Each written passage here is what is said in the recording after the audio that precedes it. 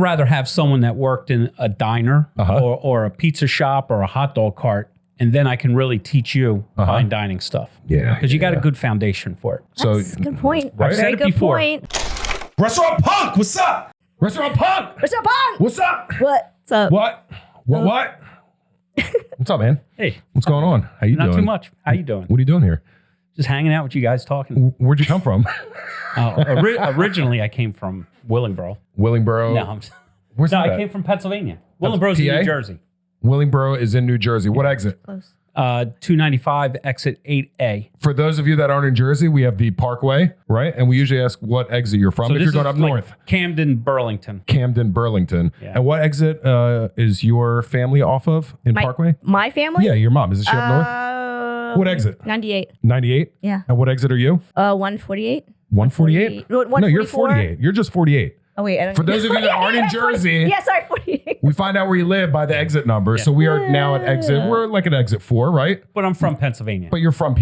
Yeah. All right, nice. What are you doing here again? Where'd you come from? Not Willingboro. Like, where'd you come from originally? How'd you wind up here on this couch? Well, so I know your brother. My brother, Pete. Yeah, the Pete. Your brother and I worked together for many years at a restaurant in Philadelphia. Okay, and that restaurant was Brasserie Perrier. legendary. Yeah, we were. In my eye, yeah. Because of Pete. And my brother always talked about, not you, Yeah. as a role model, I appreciate that. It's a true story. He would always tell me. So cool I'm glad we get to sit on this couch and share that. Yeah, cool. I don't know if you know this, but when my brother moved to Philly to go to Drexel, he called me up and he said, I got a job. And I said, congratulations. He's like, in a restaurant. I'm like, that's great. And he said, I said, where? And he said, the South Street Diner. And I'm like, do me a favor, don't move. I'll be there in an hour. I made a list of the 20 best restaurants in Philadelphia, which I thought of at the time. Yeah. And Lebec was number 1. South Street Diner wasn't on it? South Street Diner was not on it. And he was 19. And I'm like, I don't want him to get that experience. And I think I did Lebec, Susanna Fu, Budokan, and I just went down the list. First, he went to Lebec, and he did not get hired. Then he went to Budokan, and he had gotten hired at Budokan. And I said, fantastic. Yeah.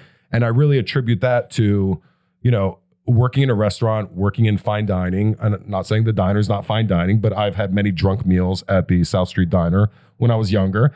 And I didn't want him there. I thought he could do better, which he did. Yeah. And I think having role models like yourself and others that he came along with would attribute to why he is here. Well, I worked in a diner. You know how much we love diners on Restaurant Punk. I don't know if you know this, but... Do you? Yeah. Oh, yeah. I was the egg man at the Aramingo Diner. Aramingo? Yeah. Yeah, no shit. Yeah, early 90s. Over easy?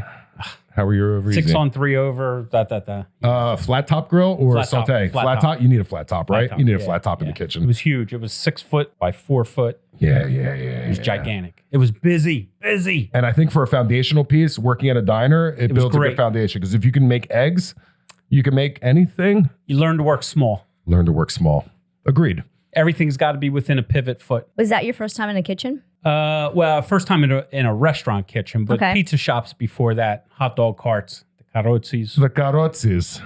Do you think that helped with pressure, like during learning how to deal with pressure early on in your career? Definitely. Right? Volume. Yeah, volume. Exactly. Listen, pressure makes diamonds, and volume just teaches you how to succeed. Well put, brother. I like that. Pressure. Yeah. Can we use that? Sure. We can use that. Yeah. You can have it. Can we trademark that one? Take it. We'll give you 2%, 2 points off the top. Done. I got a topic. You got a topic? I Liz, do not. You got a topic? No, I'm waiting on you. You're waiting on me? Yeah. You got something? Give it to me. Give it to you? We can kind of segue into, can you teach anyone how to cook in a professional restaurant? Now, when we say professional, we talked about diners. We talked about fine dining. We talked about pizza shops. Can you teach anyone to work in a restaurant kitchen? I think you can teach most people how to cook. Well, you've been in this position where you've had to teach. And I think going back to my brother, really learning some fundamentals and really getting into it, can you teach anyone? Because you can make an argument that if you could teach Pete, you could teach anybody. Oh, is that wrong? No. He's not here to defend himself. Pete had a good foundation. He came in, he knew what he was doing. He knew what he was doing? He was a good cook.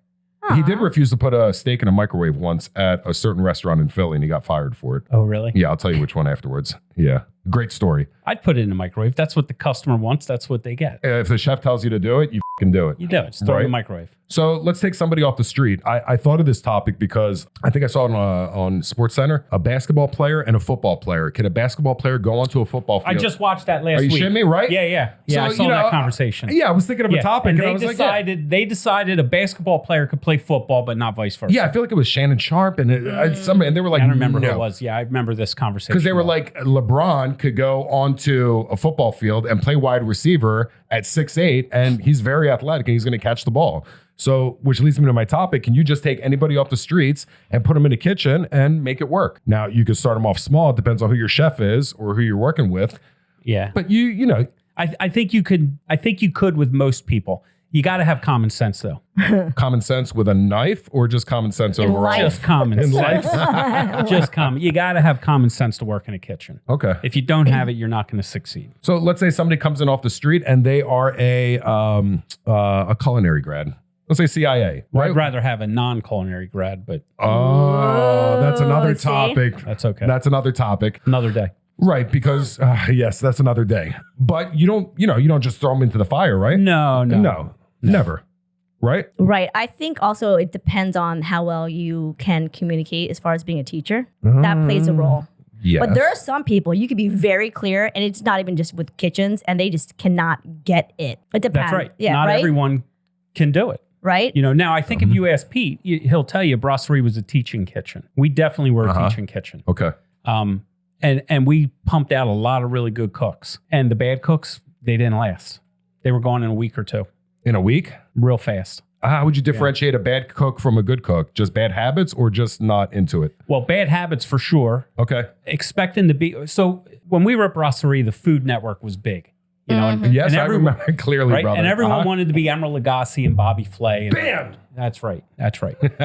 And it doesn't work that way. You know that. You're not going to come into the kitchen with your whites on and a tie underneath. And, it's not going to work. Is that a true story? True story. We did have a guy that did that. Are you shitting me? Come on. Stop. Yeah. Well, people. He wore the hat. Oh, my God. The whole nine. Oh, Yes. yeah? Oh, Ooh, did you baby. tell him you need to stop? We stuck him on the poissonnier, the fish section, which was the hottest section in the kitchen. Yeah. Because he wore a tie and a button-up shirt underneath. Tie, his button-up chef coat. shirt, and chef coat? Tie, button-up shirt, tie, chef coat, hat. He wanted to impress George. That's it. He did. Yeah, he did. His last name was I'm not going to tell anyone, Okay. but it was a famous truffle family. Famous truffle family. Yeah. Interesting. Someone will figure Fact it out. check. We'll find out. Someone will figure it out. So he came in and he was wearing a tie, basically a suit and tie when he was working on the kitchen.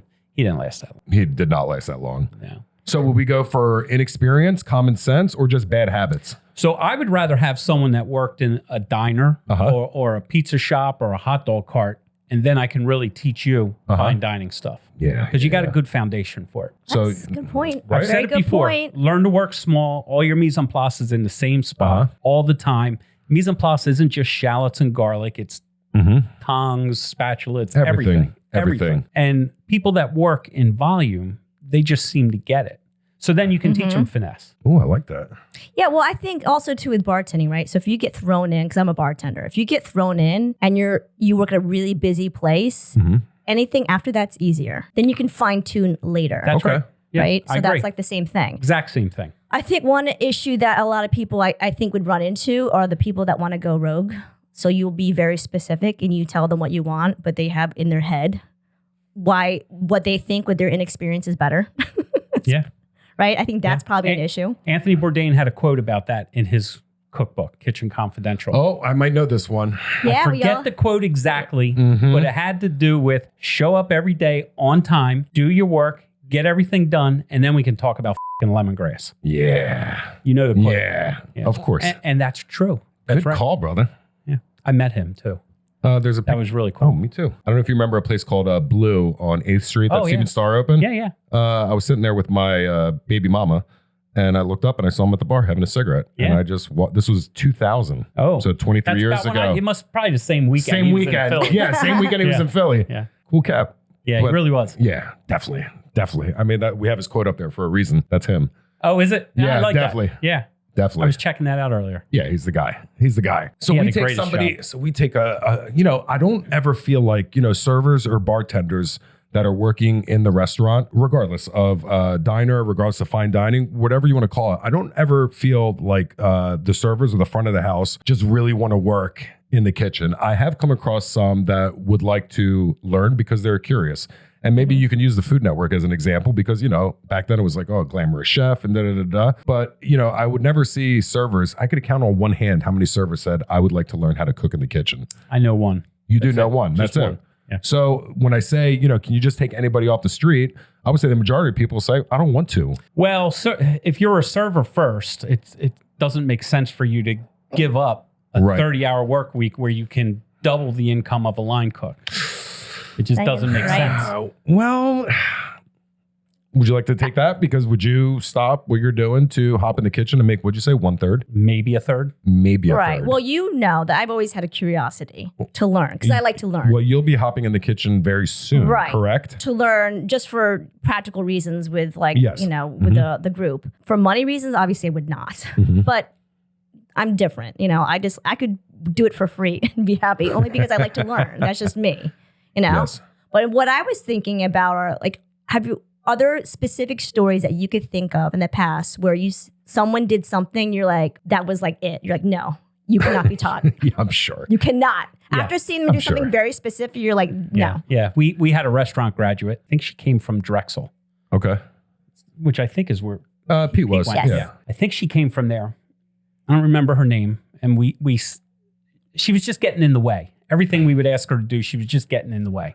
So we sent her upstairs to make a water reduction. And when she did that, then I knew it was time for her to go. Oh my God. Did she did she go up and try we filled a pot of water. Okay, We stuck it on a burner. Yeah. We gave her a big wooden stick and we said, stir it, don't let it burn. And she did that. Can I use that one too? Go ahead. That's a good one. We do water the bucket reduction. of steam. We do the bucket of steam. Yeah. Well, we've done that one before because we had a bucket. We were just getting in the way. Steam. Canned steam. Yeah. Get the red can, not the blue. The blue's not right. Yeah. So I'll call the guy over and say, hey, do me a favor, run over to YB, get me a bucket of steam, put it in this bucket. He's like, what? Just do it. All right. I need it now. And they would just run and go. And I loved it. We had one. It was a bacon peeler. Bacon peeler? No, rice peeler. Rice peeler? Rice peeler and then a bacon stretcher. Bacon stretcher? Left-handed oyster knife. Yeah. Left-handed oyster knife. Bacon stretcher? Can you just put it with a roller and just... Sure, yeah. I've got some good ideas. I mean... Just twirl it in the air. I don't know. But the whole thing with the Food Network coming out and they glamorize, that job. People coming in think it's something totally different. They do. They think that they go to school, they spend $30,000 to go there. They come out and they think they're a chef. You're not. You're not even a cook yet. Not even close. Yeah. Not even close. You're not even a cook. Not even, yeah. You have no idea what you're doing. Interesting, because that was a topic we had when one episode was like, what makes you a chef? Does culinary school make you a chef? Right. That's what Yianni said, basically, right? We tried to bring Chef Joe on. Yes. Who I called last night and I said, you were coming in. And I said, since he's a new chef and put in that position, because he calls himself a chef at 22. And I'm trying to get, regardless of how well of a line cook he is, being a chef. I mean, look, it's being a chef isn't just cooking food. No. It's designing menus, making sure the kitchen is running efficiently, making sure the front of the house is running. There's so much business. There's more business to being a chef than there is cooking. Absolutely. And I think as the sous chef would assume that role, correct? Well, you know what? A great cook that wants to learn the business aspect, they become the sous chef. Oh, but you're still just the best. The sous chef should be the best cook in the restaurant. The best cook. Yeah, right, correct. He should be the best cook. And now he's learning and honing his skill or her skills. Right. You seem pretty chill too, brother. I'm trying to picture you mad in the kitchen. I'm trying to picture pissing you off with my rice peeler stretching the bacon. Oh, I can tell you stories. Yeah, I'm trying to picture you mad. Just like my brother, like Pete. He never gets mad. You the eyes, I can't tell. Oh, but I got mad. Oh, you do get mad. I was a tyrant in the kitchen. You? I was terrible. Yeah, you were terrible, or you My children made me mellow. Interesting. They calmed me down. Yeah, when I was younger, I was a mean SOB. A mean SOB. Now, speaking of taking anybody and teaching them how to cook in a kitchen, what was your first position? Like, where'd you start? Yeah, as far as age, where did you start? Was it the diner? Did we already ask that? No, 15 Ponderosa.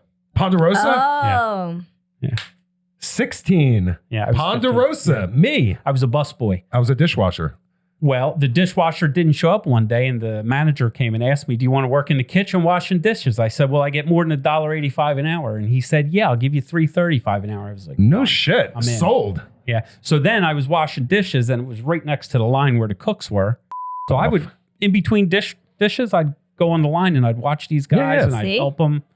Yeah, that's where I really started getting my professional kitchen. Yeah, that's exactly where I started. Yeah, the book. I have a chapter on free ice cream bar.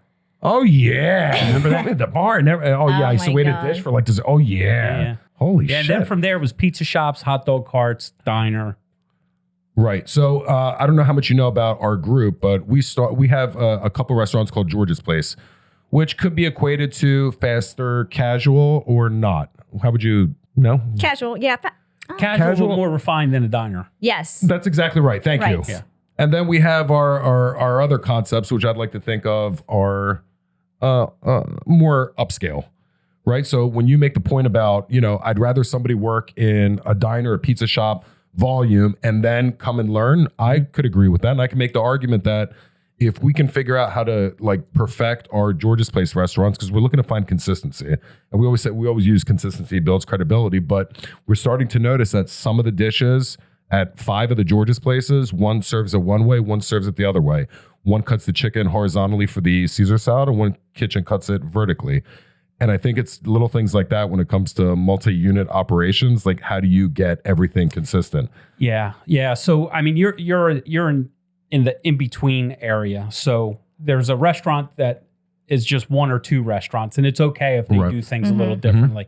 Then you have the, God forgive me, but the Olive Gardens of the world, where everything comes in already done, bagged up, portioned. Right. Yes, correct. Everything. It may not be very good, but you know what you're getting in Arizona is the same thing as you're getting in Jersey. This is true, brother. Yes. And it's hard to do that when you're at 10 restaurants or 14 restaurants, really hard. What I did at Brasserie, though, I created the cookbook, not a cookbook to sell on to the public. It was, a 3-ring binder. We're doing it now. Yep. I had a picture of the dish. Okay. Then the recipe. And that's how it had to be. And it was just one restaurant, though. We weren't many. We were one. Just for one. Exactly how you wanted it. But you had many cooks executing the same dish. So that's how I saw to solving that problem. Okay. Always cutting the chicken in the same direction. Always putting the same amount of arugula. And, somebody can make the argument coming off the street and you trying to teach them that, maybe you should do it this way. And somebody said that to me once. And I said, Told you how to do it in your restaurant? Yes. Yes. I'm sure you enjoyed that. And I said, come with me. And I grabbed them and I just shoved them out the back door and I went back to work. And I said, don't ever come back here again. Yeah. Don't. You're wrong place. Wrong place. Go spend your money and open your own restaurant. Whoa. That's my favorite line, brother. Yeah. It's, when it's not your money. It's easy. It's easy when it's not always yours. easier. Yeah. And I learned that lesson at good old, speaking of Olive Garden, TGI Fridays. I worked at a TGI Fridays. Jesus Christ. Ponderosa And a TGI Fridays. Off. And a Bennigan's. No shit. Yeah. Bennigan's I didn't last but 2 days. So I was the bar manager and the director of operations came in and he came up to the bar and he was looking around checking and he said, let me see your inventory. And I opened the door and it was perfect. Everything was all lined up and it was fully stocked. He's like, that's a lot of inventory. I said, yeah, right. It's good. He's like, well, it's easy when it's not your money. And I was 21 years old and I was like, did it click? I clicked right away. Right away, it clicked. Yeah. So you talking about that? Yeah, I was right into that. And I think there's an age category where you can just come off the street and learn the kitchen. And I think a testament to Liz is that you said, I think you could hop into the kitchen and just get it. So when we talk about common sense or systems in place, that makes sense instead of a fucking shit show. Right. When you have binders or pictures or something to follow or someone to follow. Yeah, you could walk into some kitchens and they're just a mess. And a plan. Something. A footprint. Anything. Well, right? I think there's several things. You have to, yes, you have to have common sense. You have to have some kind of organization as far as how you're going to train them. You have to be able to communicate effectively to them what needs to be done. But one of the biggest things I find where it's an issue with a lot of people, they don't listen. They're too busy talking, telling you how you should be doing something that you've already implemented. That I find is very irritating, and it's such a hindrance. You just cannot learn anything. You should be absorbing, not preaching to someone who's teaching you. What I see happening is people, when you're speaking to them, they're thinking of their response and they're not absorbing what you're saying. Right. You know, and oddly, silent and listen have the same letters in them. Silent, I'm telling you, they have the same letters in them. That just happened. Yes. They do. They do. Yeah. Just be silent and listen. Just That's listen. all. Just That's absorb all. the information. And execute. That's it. All right. So are we in agreement that a basketball player can play football, but a football player can't play basketball? I don't know if I agree with that. So is it easier for a server to go into the kitchen or a kitchen person to go serve in the front of the house? That's interesting. I think it'd be easier for a kitchen person to go into the front of the house. That's what I would agree with that, because many servers do not know the menu, whereas the person in the kitchen does. Oh, and I'll tell you what, I ate at a restaurant a couple weeks ago and the server knew the menu inside and out, and it made the experience just so much better. Like She had answers for everything. She described everything perfectly. Even my beer that I was drinking, and they were some oddball beers that I never even heard of, and she just knew everything about them. Is that refreshing? It made she got a good tip. Oh, shit, that's right. See? God damn it. Yeah, it just made everything better. It makes the experience better. There's no lie that great service can correct inconsistent or mediocre food, but inversely, it doesn't work. Yeah, we had that on a previous episode. Yeah, a marginal meal can be saved by service. Great service. Yeah. Yeah, it can. But a horrible meal cannot. And a horrible service, a great meal can't correct horrible service. A great meal cannot correct horrible. Yeah, a great meal can be destroyed by horrible service. A marginal meal can be saved by service, right? Shout out Rick. Yeah. Yes. Rick Weber. So to finish, a kitchen person can go work as a server.